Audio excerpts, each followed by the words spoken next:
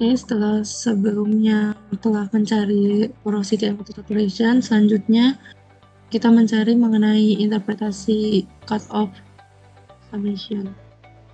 Mengenai cutoff and summation, untuk penjelasannya akan dijelaskan oleh Hindami. Cutoff dan summation sangat penting dalam evaluasi formulasi untuk menentukan zona reservoir produktif dan menghitung total properti reservoir seperti tebal neto, porositas rata-rata, saturasi hidrokarbon, dan lainnya. Apa itu cutoff sendiri?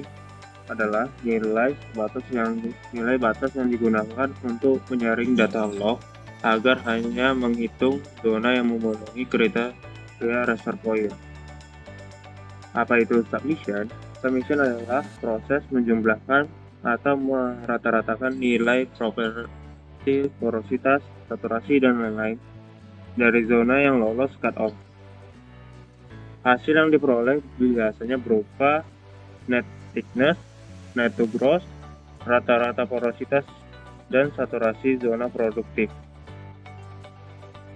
Dan yang terakhir hasilnya itu mendapatkan volumetric reservoir. Oke, mengklik menu cutoff and summation ini. Untuk live volume-nya kita, output-nya kita tulis terlebih dahulu.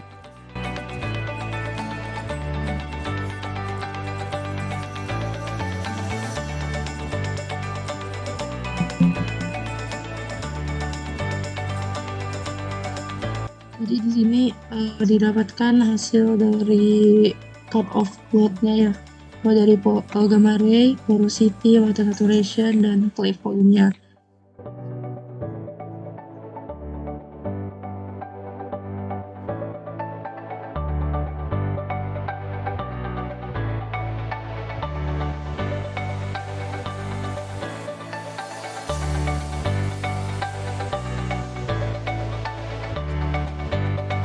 Jadi untuk yang warna hijau ini itu kan masuk ke reservoir, dengan yang merah ini itu masuk ke P atau net P-nya.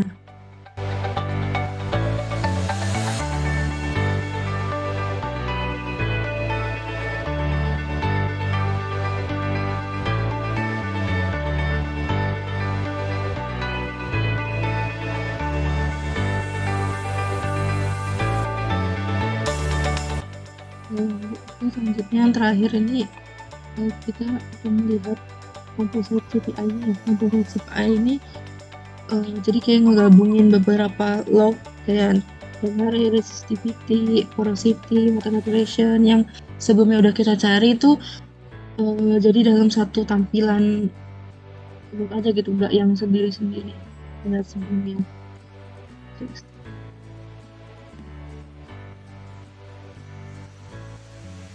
Ini untuk tampilan composite-nya.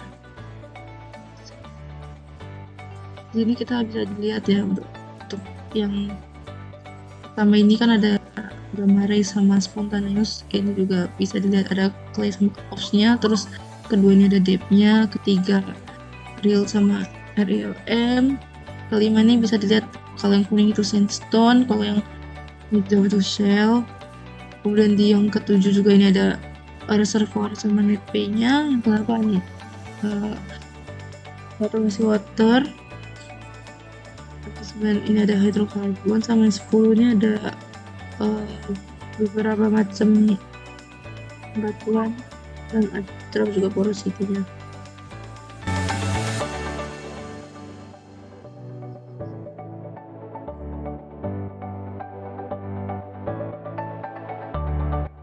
Untuk mengetahui ada di mana hidrokarbonnya atau hidrokarbon yang cukup bisa dibilang bagus, itu tuh kita cari yang dari gamma ray-nya rendah atau berupa sandstone, bukan shell. Kemudian untuk water saturation-nya juga dicari yang rendah gitu. Lalu untuk ketebalan dari P-zone itu sendiri kita cari yang nggak terlalu tebal namun tidak terlalu tipis juga. Karena pay zone ini tuh termasuk ke ekonomis gitu, jadi masih bisa dibilang kalau di bagian situ tuh masih bisa diproduksi dan cukup ekonomis.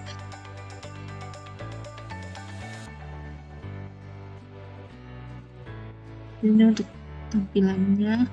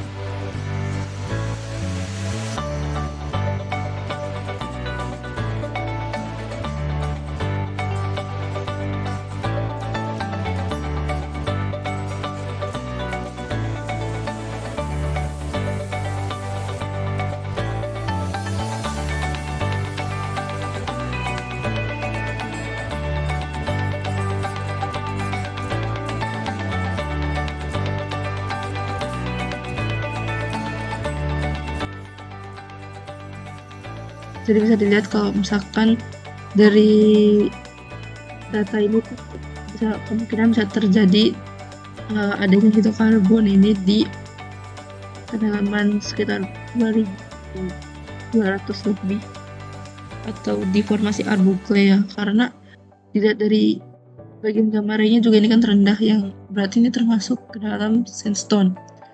Kemudian untuk resistivity-nya juga tinggi, dan untuk porosity-nya juga itu rendah. Kemudian untuk bagian net pay-nya juga ini terbilang cukup bagus, kayak nggak terlalu tebal tapi tidak terlalu tipis juga, jadi kemungkinan bisa dibilang kalau di formasi ini tuh terdapat hidrokarbon.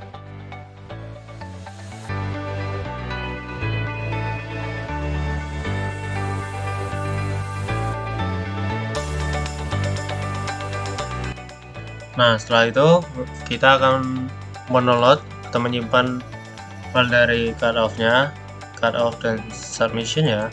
Nah, kita ke cutoff parameter. Terus kita klik print, normal report sama file. Dah, di sini terserah kalian mau nyimpan di mana. Aku simpan di mata kuliahku, mata kuliah evaluasi formasi. Udah, langsung simpan saja. Dah, nanti hasilnya seperti ini. Dah.